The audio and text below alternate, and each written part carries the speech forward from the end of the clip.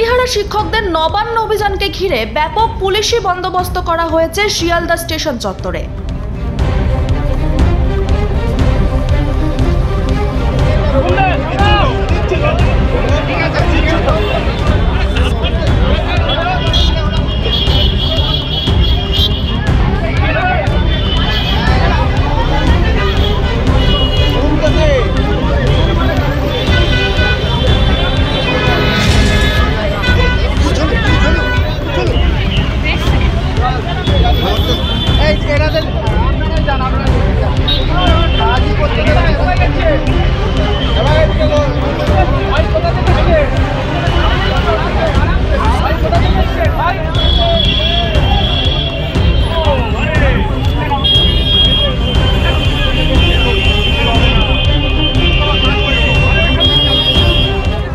চাকরিহারা শিক্ষকরা তাদের চাকরি ফেরতের দাবিতে একদিকে যেমন নবান্ন অভিযানে অনড়, অন্যদিকে পুলিশের পক্ষ থেকেও শিক্ষকদের নবান্নের দিকে কিন্তু যেতে দেওয়া হচ্ছে না, তার আগেই আটক করা হচ্ছে।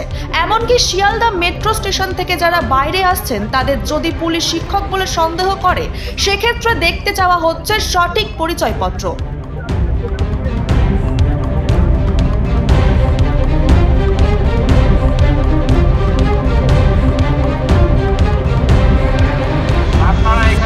অযথা জমায়েত করবেন না, আপনাদের নিজের কাছে নিজেরা আপনারা চলে যান। যদি জমায়েত করে থাকেন তাহলে কিন্তু আমরা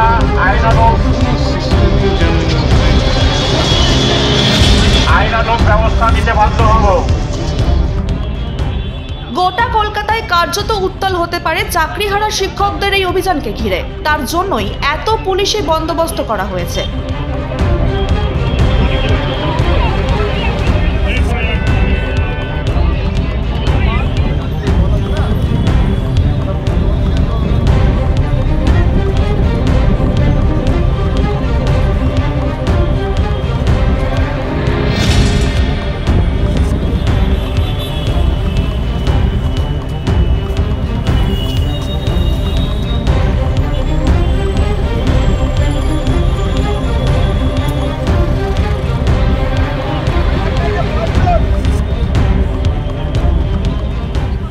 আর যে সমস্ত শিক্ষকরা আজকের অভিযানে অংশ নিয়েছেন বা অংশ নেওয়ার আগেই পুলিশ তাদেরকে আটক করেছে, তাদের কি বক্তব্য শুনুন।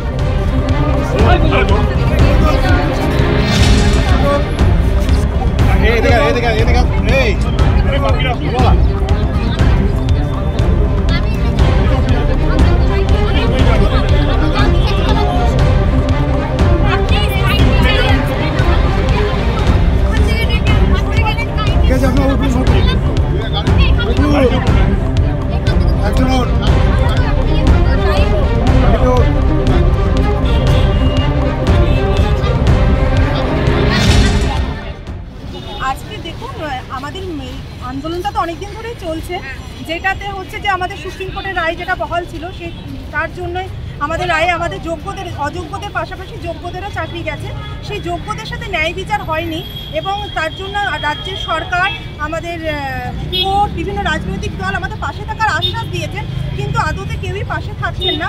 তার জন্য যে সমাজের নগ্ন ব্যবস্থা, শিক্ষার যে নগ্নতা, সেটাকে দেখানোর জন্যই আজকে আমাদের এই শান্তিপূর্ণ আন্দোলন, যাতে সরকার লজ্জা পায়।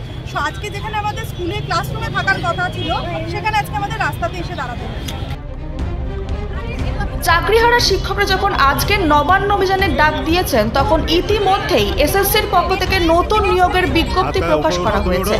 এখন আন্দোলনরত শিক্ষকরা নতুনভাবে পরীক্ষা দেবেন কিনা নতুন বিধিতে সেটা যেমন দেখার, তেমনি এই সমস্যার জট কত তাড়াতাড়ি খুলবে সেদিকে রয়েছে সবার নজর।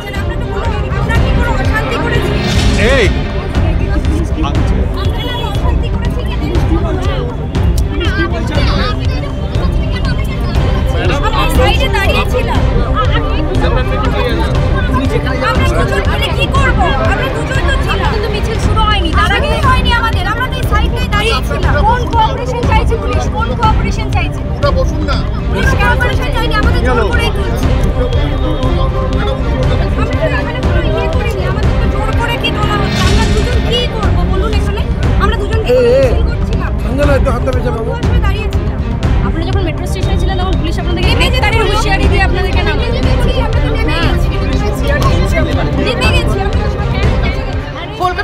শুভমদের রিপোর্ট, নিউজ পোল বাংলা। এই দুজন মিছিল করে অশান্তি করবো।